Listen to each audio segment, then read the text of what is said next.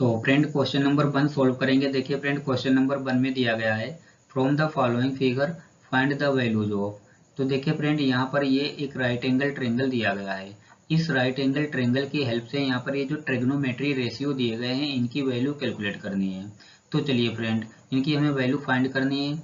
तो देखिए फ्रेंड इस राइट एंगल ट्रेंगल में एक साइड इसकी BC जो कि 4 दी गई है और दूसरी साइड इसकी AB जो कि 3 दी गई है। तो फ्रेंड इस राइट एंगल ट्रेंगल में यहाँ पर से जो आप लॉन्गेस्ट साइड इसकी देख रहे हैं जो कि सबसे बड़ी साइड है हाइपोटेन्यूस, ये हमें दी नहीं गई है। तो पहले इसकी हम लोग वैल्यू कैलकुलेट करेंगे। इस राइट एंगल ट्रेंगल की हाइपोटेन्यूस क्या है पहले तो ये पता करेंगे। तो देखिए इसकी हाइपोटेन्यूस हम लोग कैलकुलेट करेंगे पाइथागोरस थ्योरम से। पाइथागोरस थ्योरम में क्या करते हैं, हाइपोटेन्यूस कैलकुलेट करने के लिए जो ट्रेंगल की अदर साइड होती हैं उनका स्क्वायर का सम करके अंडर रूट ले लेते हैं। तो चलिए फ्रेंड यहाँ पर लिख लेते हैं, ये मैंने लिख लिया hypotenuse is equal to under root के अंदर 4 पे स्क्वायर लगा करके और प्लस 3 पे स्क्वायर लगा करके। 4 और 3 इस राइट एंगल ट्रेंगल की साइड हैं। तो चलिए देखिए हम लोग जानते हैं 4 का स्क्वायर 16 होता है और 3 का स्क्वायर 9 होता है। 16 और 9 25 होता है। तो नेक्स्ट स्टेप में अंडर रूट के अंदर 25 लिख लेंगे, ये मैंने लिख लिया है।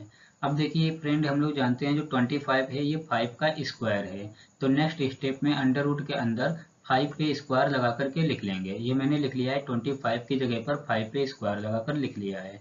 अब देखिए फ्रेंड ये जो अंडर रूट लगा है इस स्क्वायर से कैंसिल आउट हो जाएगा। तो चलिए पहले इसे कैंसिल आउट कर देते हैं, इससे ये कैंसिल आउट हो जाएगा। तो ये फ्रेंड मैंने कैंसिल आउट कर दिया है। तो यहाँ पर अब हम फ्रेंड देख रहे हैं ओनली 5 बचा है। तो यहाँ पे लिखेंगे हाइपोटेन्यूस इजिकल टू 5। तो ये फ्रेंड हमने इस राइट एंगल ट्रायंगल की हाइपोटेन्यूस कैलकुलेट कर ली है जो कि 5 है। तो चलिए फ्रेंड अब आप इसे नोट डाउन कर लीजिए। तो फ्रेंड मैं इसे इरेज कर देता हूँ, ये मैंने इरेज कर दिया है। तो चलिए फ्रेंड देखिए यहाँ पर से पार्ट 1 में हमें साइन ए की वैल्यू कैलकुलेट करनी है। तो यहाँ पे लिखेंगे साइन ए इक्वल लगाएंगे। साइन के लिए हम लोग जानते हैं परपेंडिकुलर अपॉन हाइपोटेन्यूस होता है। तो देखिए फ्रेंड यहाँ पर साइन के साथ में एंगल दिया गया है ए। तो ये फ्रेंड साइन की वैल्यू जो हमें कैलकुलेट करनी है एंगल ए के रेफरेंस में कैलकुलेट करनी है। तो चलिए फ्रेंड देखिए इस राइट एंगल ट्रायंगल में एंगल ए यहाँ पर है। तो इसे मैं थोड़ा हाईलाइट करता हूँ। तो ये फ्रेंड मैंने एंगल ए हाईलाइट किया है। अब देखिए एंगल ए हमें लेना है तो एंगल ए के ठीक सामने जो साइड है ये साइड परपेंडिकुलर हो जाएगी इस ट्रायंगल की।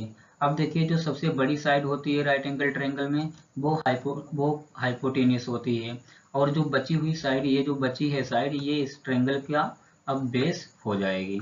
तो ये फ्रेंड हमने यहाँ पर से सभी इस राइट एंगल ट्रायंगल में बेस, परपेंडिकुलर और हाइपोटेन्यूस डिटरमाइन कर लिया है।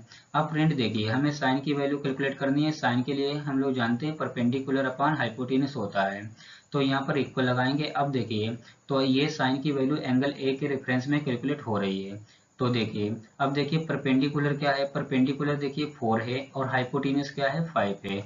तो यहाँ पर 4 ऊपर और 5 नीचे आ जाएगा। तो इस प्रकार ये फ्रेंड हमने साइन ए की वैल्यू कैलकुलेट कर ली है जो कि 4/5 है। तो ये फ्रेंड इसका पार्ट 1 कंप्लीट हो गया है। पार्ट 2 में देखिए हमें कॉस ए की वैल्यू कैलकुलेट करनी है। तो यहाँ पे लिखेंगे cos A is equal to, cos के लिए हम लोग जानते हैं बेस अपॉन हाइपोटेन्यूस होता है, ये मैंने लिख लिया है। और यहाँ पे इक्वल लगाएंगे। देखिए बेस यहाँ पर 3 है और हाइपोटेन्यूस देखिए 5 है। तो ऊपर 3 लिखेंगे और नीचे 5 लिख देंगे। तो ये base upon hypotenuse that is 3/5 आ गया है। तो ये फ्रेंड हमने कॉस ए की वैल्यू कैलकुलेट कर ली है। अब फ्रेंड देखिए यहाँ पर से पार्ट 2 कंप्लीट हो गया है। अब इसका पार्ट 3 सोल्व करेंगे। देखिए पार्ट 3 में हमें कॉट ए की वैल्यू कैलकुलेट करनी है। तो यहाँ पे लिखेंगे कॉट ए और कॉट के लिए हम लोग जानते हैं बेस अपॉन परपेंडिकुलर होता है। तो देखिए फ्रेंड इक्वल लगाएंगे यहाँ पर। बेस यहाँ पर देखिए 3 है और परपेंडिकुलर 4 है। तो 3 ऊपर लिखेंगे 4 नीचे लिखेंगे तो ये 3/4 आ जाएगा। तो ये फ्रेंड हमने कॉट ए की वैल्यू कैलकुलेट कर ली है जो कि 3/4 है। तो अब फ्रेंड देखिए हमें पार्ट 4 में हमें सेक सी की वैल्यू कैलकुलेट करनी है। तो यहाँ पर फ्रेंड लिखेंगे सेक सी इक्वल लगाएंगे। सेक के लिए हम लोग जानते हैं हाइपोटेन्यूस अपॉन बेस होता है। तो देखिए फ्रेंड जरा यहाँ पर फोकस कीजिए। अब सेक के साथ में एंगल जो है सी है, सेक के साथ में एंगल सी है। अभी तक हम लोग साइन और कॉस और कॉट की वैल्यू कैलकुलेट की तो ये एंगल ए के रेफरेंस में कैलकुलेट की गई है। लेकिन अब हमें सेक सी की वैल्यू कैलकुलेट करनी है सेक की वैल्यू एंगल सी के रेफरेंस में कैलकुलेट करनी है।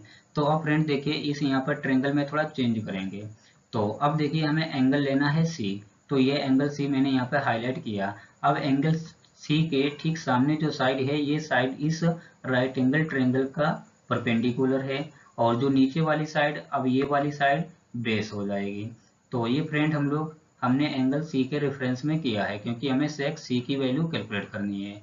तो देखिए सेक के लिए होता है हाइपोटीनस अपॉन बेस। हाइपोटीनस आप देख सकते हैं यहाँ पर 5 है और बेस 4 है, तो यहाँ पर ये इक्वल लगाएंगे और लिख देंगे 5 ऊपर हाइपोटीनस और नीचे बेस 4। तो ये 5/4 आ गया है। तो ये फ्रेंड हमने cos c की वैल्यू कैलकुलेट कर ली है। देखिए फ्रेंड ये जो लिखा है यहाँ पर 5/4, ये एक इम्प्रॉपर फॉर्म है। इसे चाहें तो आप इसे मिक्स्ड फॉर्म में लिख सकते हैं, तो ये 1 एंड 1/4 आ जाएगा। तो ये फ्रेंड हमने सेक सी की वैल्यू सॉरी मिक्स्ड फॉर्म में लिख ली है। यहाँ पर ये जो वैल्यू यहाँ पे लिखी है 5/4, ये इम्प्रॉपर फॉर्म में लिखी है, और ये वैल्यू 4 एंड 1/4, तो ये एक मिक्स्ड फॉर्म में मैंने वैल्यू लिख दी है।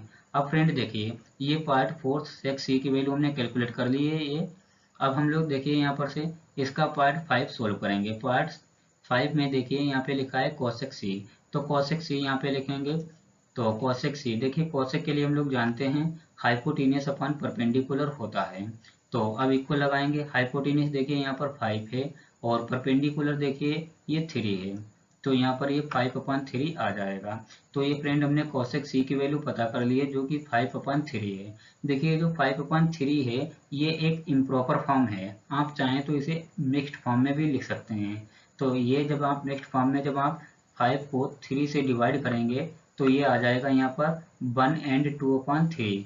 तो ये फ्रेंड इसकी मिक्स्ड फॉर्म आ गई है। तो हमने कोसेक सी की वैल्यू ये फाइंड कर ली है। ये इम्प्रॉपर फॉर्म में 5/3 है, अगर आप इसे मिक्स्ड फॉर्म में करेंगे तो ये 1 एंड 2/3 आ गई है। अब फ्रेंड देखिए अब यहाँ पर से हमें 6 पार्ट में इसके 10 सी की वैल्यू कैलकुलेट करनी है। तो यहाँ पे लिखेंगे 10 सी के लिए हम लोग जानते हैं 10 के लिए क्या होता है, 10 के लिए परपेंडिकुलर अपॉन बेस होता है। तो यहाँ पर देखिए परपेंडिकुलर ये इसका 3 है और बेस क्या है, बेस 4 है, तो ये 3/4 आ जाएगा। तो ये फ्रेंड हमने cos c की भी वैल्यू कैलकुलेट कर ली है जो कि 3/4 आ चुकी है। तो ये friend question number 1 completely solve हो गया है।